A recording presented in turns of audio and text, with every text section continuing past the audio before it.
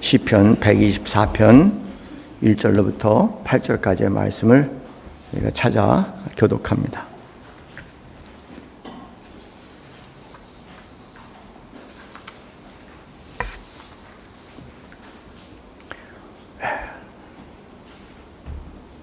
교독하겠습니다. 이스라엘은 이제 말하기를 여호와께서 우리 편에 계시지 아니하였더라면 우리가 어떻게 하였으랴.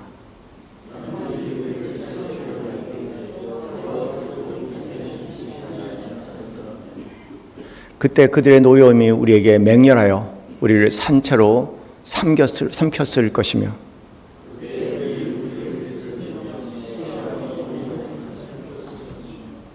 그때 넘치는 물이 우리 영혼을 삼켰을 것이라 할 것이로다.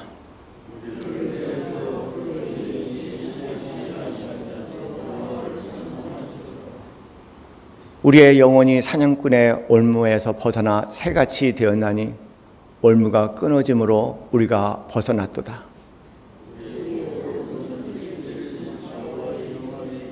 함께 읽겠습니다. 우리의 도움은 천지를 지으신 여호와의 이름에 있도다. 아멘. 우리나라 애국가는 단순한 노래가 아닙니다. 하나님이 보호하사 우리나라 만세.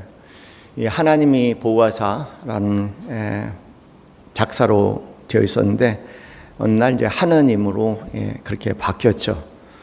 이유는 뭐냐면 한글 학회에서 하나님의 원형 언어가 하느님이라는 이름으로 바뀌게 되었습니다. 그러나 원 작자들을 생각해 보면은 이 애국가는 신앙 고백이자 역사적인 선언이라는 것을 알게 될 겁니다. 1907년도에 일제 강압에 거세지는 시기에 안창호를 비롯한 민족의 믿음의 독립운동가들이 조국의 회복과 보호가 오직 하나님의 은혜에 달려있음을 믿고 그리고 이 애국가를 작시를 했다고 합니다. 그리고 이 고백은 6.25라는 6.25 전쟁이라는 절망의 땅에서도 놀랍게 실현됐다는 것을 한번 돌아봐야 할 것 같아요. 1950년 6월 25일 북한이 전면적으로 남침을 했습니다. 아직도 제가 충격적인 게 우리 아이한테 이야기를 했을 때 굉장히 의아하게 이야기를 하더라고요. 선생님이 아니라고 그러셨는데 그런 일이 세상에 벌어지고 있구나. 어떻게 이렇게 이런 일이 벌어질 수 있을까? 사기도 이런 사기가 있을까? 참 당황했던 시간이 있습니다. 분명히 북침이라는 거에 대해서 이제는 다시 확인할 수 있지 않습니까? 그때 한국은 말 그대로 방해선이 이 당시 상태를 얘기하면요, 6.25가 바로 일어나기 전에 미국의 국무장관이 애치슨이라는 분이 애치슨 방어선을 얘기했습니다. 그러니까 한국과 대만은 더 이상 미국의 보호를 받을 수 있는 나라는 아니다. 그리고 오키나와 그리고 일본 거기까지만 우리가 보호할 수 있다라는 애치선 선언문을 발표를 했죠.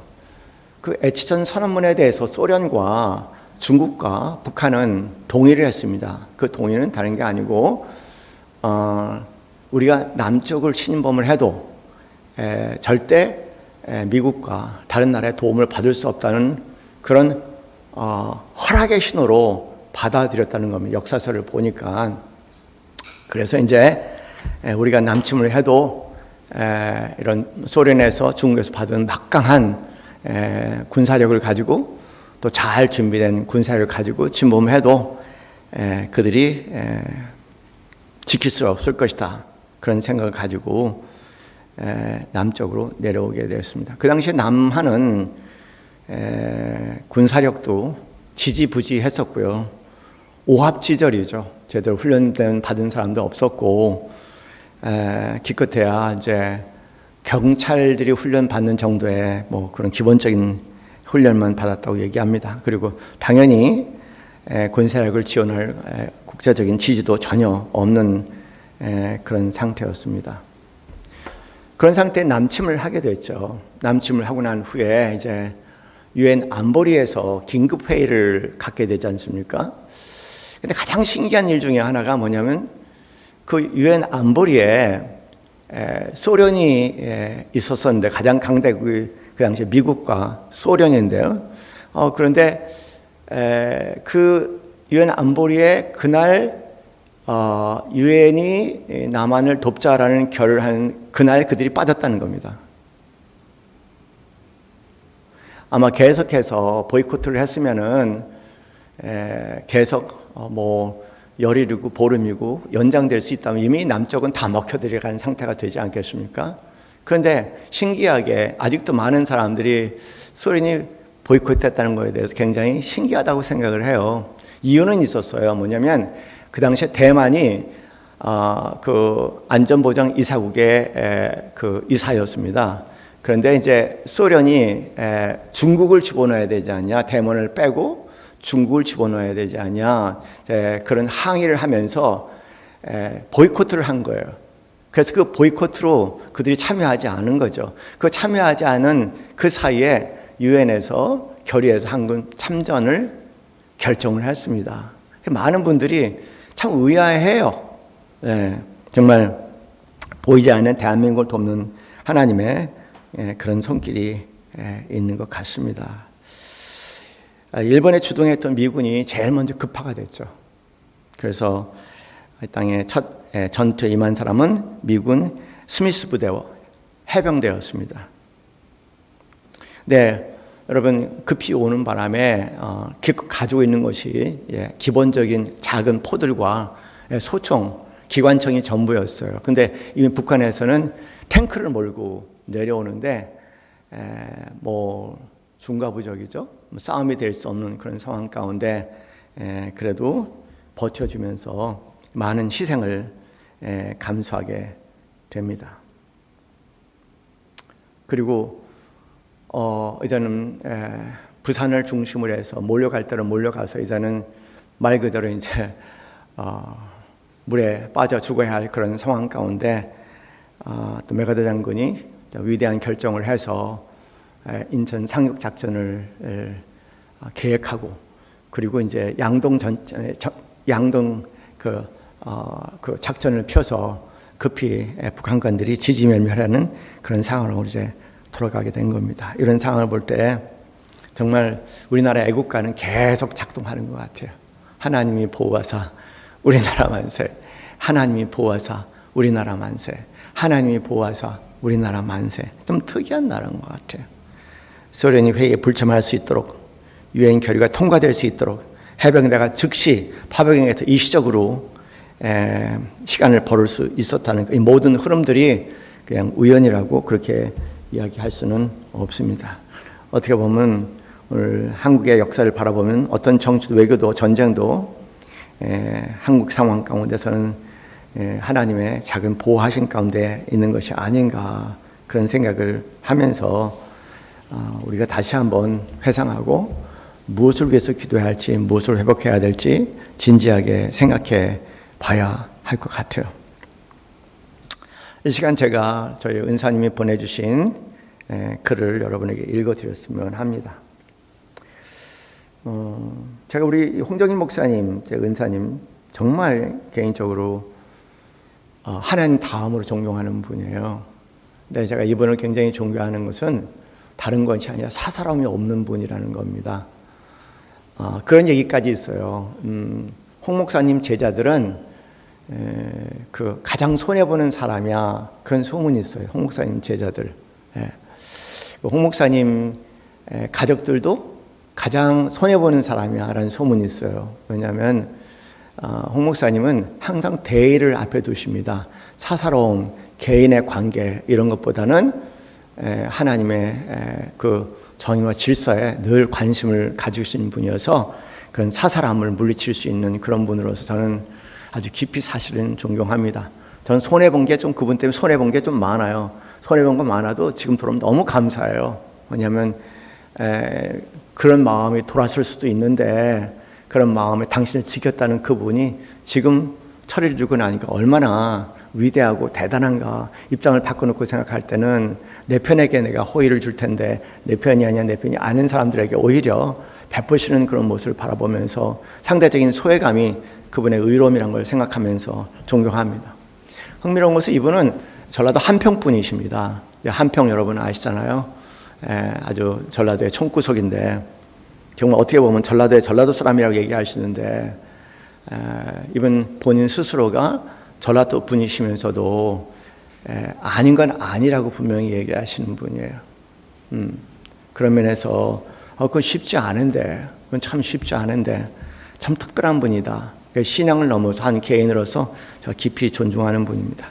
그분이 저한테 저희에게 이제 제자들에게 글을 보내셨어요. 오늘 유교와 관련해 갖고. 근데 당신의 글은 아니고요. 이 글 밑에 25년 6월 24일 노구 청호로 이렇게 되어 있어요. 그러니까 아마 누구가 이분에게 보내신 글을 저희에게 보내신 글 같습니다. 읽어드리겠습니다. 오늘은 6.25다. 미국은 우리에게 고마운 나라이다. 어찌되었든 미군은 1950년 7월 1일 한국을 돕기 위해 파병 첫 발을 디딘 이후 3년 1개월간 한국전쟁을 치르면서 전사자 54,246명, 실종자 8,177명, 포로 7,140명, 부상자 10만 3,284명 등 17만 2,800여 명이 희생당했다. 국군 희생자가 64만 5천 명에 비해 무려 27%나 된다. 이처럼 많은 미군이 한국 땅에서 희생된 것이다. 세계 최강 미군이 왜 뭐 때문에 극동의 쬐그마한 나라에 와서 누굴 위해 싸우다 죽었을까? 미군의 부모들은 이를 어찌 생각할까? 결코 쉽지 않은 일이다. 특히 우리를 감동시킨 것은 미국 장군들의 아들들 142명이나 참전하여 그 중에 35명이 전사했다는 사실이다. 그 중에 대통령의 아들도 있었고 장관의 가족도 미 8군 사령관의 아들도 포함되어 있었으니 우리를 부끄럽게 만든다. 즉 아이젠하워 대통령의 아들 존 아이젠하워 중위는 1952년 미 3사단의 중대장으로 참전하였다. 대통령의 아들이 남의 나라에 참전하여 전사했다는 사실을 상상할 수 없는 일이다. 또 미 8군 사령관 월튼 워커 중장의 아들 샘 워커 중위는 미 24사단 중대장으로 참전하여 부자가 모두 6.25 한국전쟁에 헌신한 참전 가족이다. 워커 장군이 1950년 12월 23일 의정부에서 차량 사고로 순직했을 때 아버지 시신을 운구한 자가 아들이었으며 아버지를 잃은 뒤에도 아들은 1977년 미군 육군 대장이 되어 자위의 불사신이 되었다. 노르망디 상륙작전에 참전했었던 벤 플리트 장군도 한국전에 참전하여 사단장, 군당장, 8군 사령관까지 오른 인물이다. 그의 아들 지니 벤 플리트 2세도 한국전에 지원하여 B-52 폭격기 조종사가 되었다. 그러나 지미 데이는 1952년 4월 4일 새벽 전폭기를 몰고 평남 순천 지역에서 야간 출격 공중 전투 중 괴뢰도당의 대공포에 전사했다. 지미 데이가 처음 참전을 결심했을 때 어머니에게 보낸 편지는 우리의 신금을 울렸다. 어머니,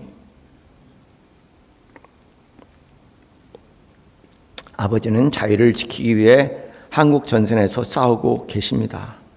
이제 저도 힘을 보탤 시간이 온 것 같습니다. 어머니, 저를 위해 기도하지 마시고 함께 싸우는 전우들을 위해 기도해 주십시오. 그들 중에는 무사히 돌아오기를 기다리는 아내를 둔 사람도 있을 것이고 아직 가정을 이루지 못한 사람도 있습니다. 라고 보냈다. 그 편지가 마지막 될 줄이야 누가 알았으랴. 그뿐만이 아니다. 미 해병 1 항공단장 필드 해리스 장군의 아들 윌리엄 해리스 소령은 중공군 2차 공세 때 장진호 전투에서 전사했다. 미 중앙정보부 알렌데라스 국장의 아들 데라스 2세도 해병 중위로 참전해 머리에 총상을 입고 평생 상위 용사로 고생하며 살고 있다. 또 미 극동군 사령관 겸 유엔군 사령관 클라크 육군 대장의 아들도 6.25 한국전쟁에 참전했다가 부상당했다. 한편 미 의회는 한국전에 참전했다가 전사했거나 중상을 입은 장병들에게 명예훈장을 수여했는데 한국전 중 받은 사람이 136명이었다. 이는 2차 세계대전 때 464명보다는 적지만 1차 세계대전 때 124명보다는 많은 것은 한국전쟁이 얼마나 치열한 전쟁이었는지를 말해주고 있다. 이 자랑스러운 훈장을 마지막 받은 자는 이미 공유된 에밀 카폰데이로 전사한 지 62년이 되는 해에 추서가 되었다. 카폰데이는 1950년 11월 미 제1기병사단 8기병연대 3대대 소속의 군종 신부로 평안북도 운산에서 중공군에 포로가 되었다. 그는 탈출할 수 있는 기회가 있었음에도 그냥 남아 병들고 부상당하며 고통 중에 있는 포로들을 일일이 위로하며 희망을 준 사람이다. 그는 자신도 세균에 감염되어 많은 고생을 했고 나중에는 폐렴으로 포로 수용소에서 사망할 때까지 병사들을 돌보며 신부로서 사명을 끝까지 완수한 공로로 명예 훈장으로 추서되었다. 1950년 7월 1일 그뿐만이 아니다. 우리 국민이 잊지 않고 기억해야 할 것은 1950년 한국전쟁 발발 시 미국 웨스트포인트 사관학교를 졸업하고 임관한 신임 소위 365명 중 한국전에 참전했다가 희생당한 장교가 110명이나 되었다는 점을 잊어서는 아니 될 것이다. 그들은 세계를 가슴에 품고 대망을 펼치기 위해 사관학교에 입교했는데 임관하자마자 한국에서 희생되었다. 피워보지도 못한 그들의 통한 세계의 자유를 지키기 위해 이름도 모르는 나라를 지켜주기 위해 아낌없이 목숨을 바쳐둔 그들이 한없이 고맙다. 우리나라 고위층 잘난 사람들 중에 군에 가지 않는 자들과 또는 요즘 시전시대의 좌파로 활동하는 인간들은 한 번쯤 가슴에 손을 대고 양심의 가책을 느끼며 참전 미군들의 정신을 반이라도 따라가기를 간절히 바란다.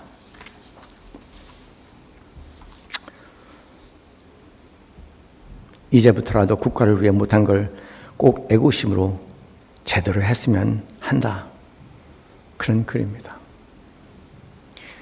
이건 대한민국 전체 사람들이 다 회개할 내용들입니다.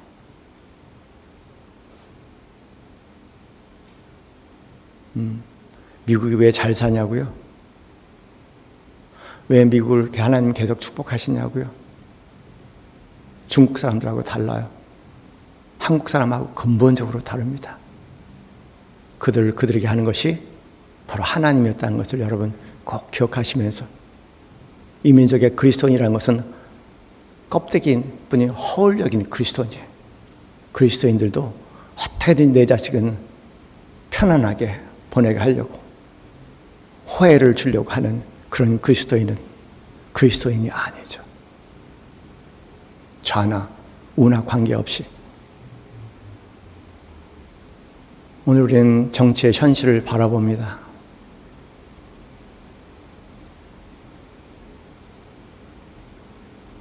군대 가는 사람이 바보가 되는 세상,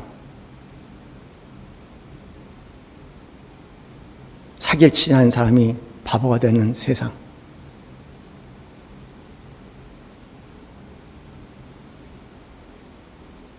내 편이라면 이유여하를 막론하고 변화하는 세상, 터무니없는 세상,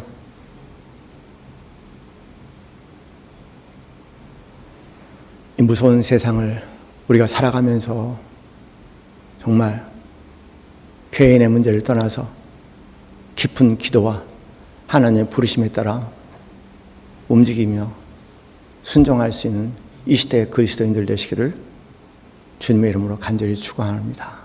이 시간 잠시 우리가 우리 미군들 이 땅에서 사랑하는 목숨을 한국의 이 작은 나라의 자유를 위해서 목숨을 버린 사람뿐만 아니라 여러분 그냥 17만 명이라면 여러분 그 가족을 한번 생각하면 그 숫자는 상상을 넘는 숫자일 것입니다. 우리 자식이 어느 나라에 가서 자유를 지키는 과정 가운데 그렇게 죽는다면은 여러분 우리의 마음은 어떨까요? 그리고 그 나라가 이제는 반미를 외친다면 우리의 마음은 어떨까요? 배은망덕.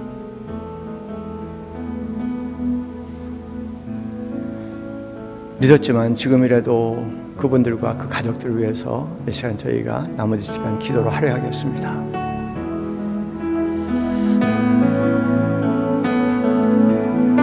하나님, 부모된 자로서 내 자신을 깊이 돌아봅니다. 주님, 주원이가 베일트에 파병 갔을 때 안전한 곳이고 참으로 안전한 곳입니다. 그러나 많이 걱정하고 늘 기도했습니다. 베이루트에서 일어나는 자그마한 소식이라도 우리를 깜짝깜짝 놀라게 했던 것들을 기억합니다. 주여, 그러나 그 부모들과 가족들은 이 작은 나라, 그렇게 하지 않아도 될 나라를 위해서 기꺼이 이 작은 나라의 자유를 위해서, 이 작은 나라의 신앙의 자유를 위해서 그 아들들을 보냈습니다. 베이루 같은 상황도 아니고 아프리카의 내전 같은 상황도 아니고 전대미문의 치열한 전쟁 속에 언제 죽을 줄 모르는 최악의 전쟁 속에 이 조그만 나라의 자유를 위해서 그 자녀들을 보냈습니다. 아버지 하나님, 전쟁터에서 쓰러져가는 젊은이들을 바라봅니다. 아버지 하나님, 오 하나님 아버지, 오 하나님 아버지, 그들의 절규의 소리를 들을 수 있도록 우리의 귀를 열어주시옵소서. 그들의 절규의 소리가 우리의 가슴에 한이 맺혀서 주여, 그들에게 평생 감사하는 마음으로 주여, 그들을 위해서 기도하고 가족을 위해서 기도하고 남은 가족을 사랑할 수 있도록 도와주시옵소서. 아버지 하나님, 감사합니다. 이렇게 못된 민족입니다. 조선은 부패의 나라여서 백성들의 신음소리는 일본이 이 나라를 빼앗아 간다고 할지라도 어차피 관료들의 부패에 모든 것을 뺏기니 관계없다고 하나님, 이 나라의 비참한 운명 가운데서도 전혀 흔들림이 없었습니다. 차라리 그들의 지배를 받았으면 좋겠다는 생각까지 들 정도로 썩어지고 문드러진 이 민족과 백성이었습니다. 그러나 우리가 모르는 하나님의 계획 가운데 이 땅에 오셔서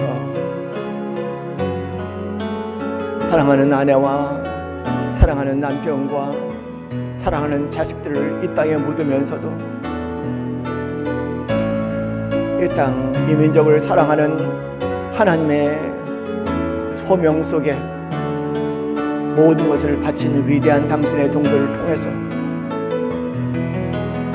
이 나라가 정화가 되고 하나씩 하나씩 세워가며 자유민주주의와 그리고 전 세계에서 불화하는 문화에 이르게 되었습니다. 그러나 그것을 기억하는 사람들은 없습니다. 6.25 때 자신의 삶을 다 내어진 그들을 기억하는 사람도 없고 그 가족을 기억하는 사람도 없는 것처럼 하나님 아버지, 그들을 기억하는 사람들이 없습니다. 하나님, 배은망덕도 이렇게 배은망덕한 민족이 줄 수가 없습니다. 하나님, 그것이 참으로 두렵고 떨리는 마음입니다. 하나님께서 이 땅에 재앙을 베푼다고 하실지라도 우리는 할 말이 없는 사람들입니다. 당연하죠. 당연한 것입니다. 그것은 당연한 것입니다. 하나님의 재앙이 무엇인가를 경험할 때 비로소 죄를 끼얹고 회개하는 그날이 올 것입니다. 오 하나님 아버지, 간절히 기도합니다. 하나님 아버지, 간절히 기도합니다. 아버지 하나님, 우리가 느껴야 할 위기를 느끼게 하시고 하나님의 심판의 손길에 두렵고 떨리는 마음으로 마지막 남은 의인 50명처럼 주여 이 국가와 민족을 위해서 쉬지 않고 그날이 될 때까지 기도하게 하옵소서. 할렐루야. 하나님, 오 하나님 아버지, 이 죄인들을 불쌍히 여기시고 이 죄인들에게 자비와 긍휼을 베풀어 주시옵소서.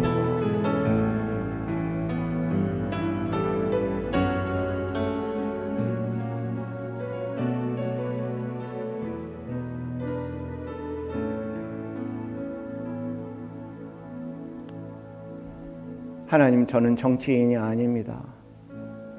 일개 목사입니다.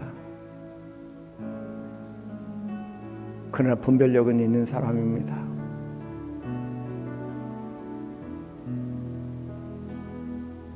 은혜를 모르는 자에게 하나님의 심판이 있는 것쯤은 분별할 수 있는 사람입니다.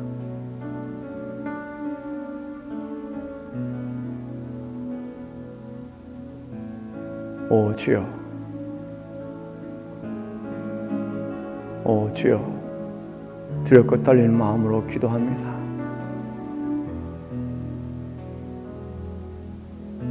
우리를 구하소서. 우리를 구하여 주옵소서. 은혜를 깨닫고 은혜 앞에 자복하며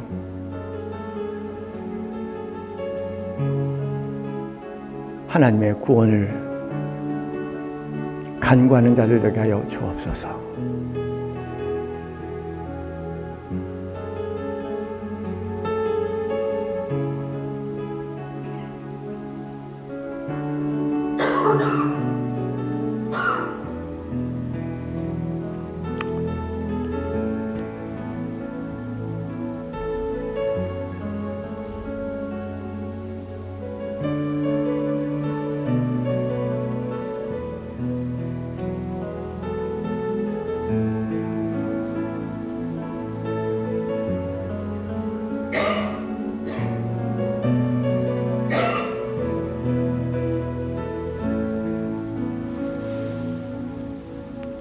이제는 우리 주 예수 그리스도의 그 크신 은혜와 하나님 아버지의 지극하신 사랑과 성령님의 교감하심이 오로지 하나님의 은혜에 매달려 매일매일 찬양과 기도 속에 구원의 손길을 간구하는 이 자리는 사랑하는 모든 성도들 머리 위에 지금부터 영원까지 함께 있기를 간절히 축원하옵나이다. 아멘.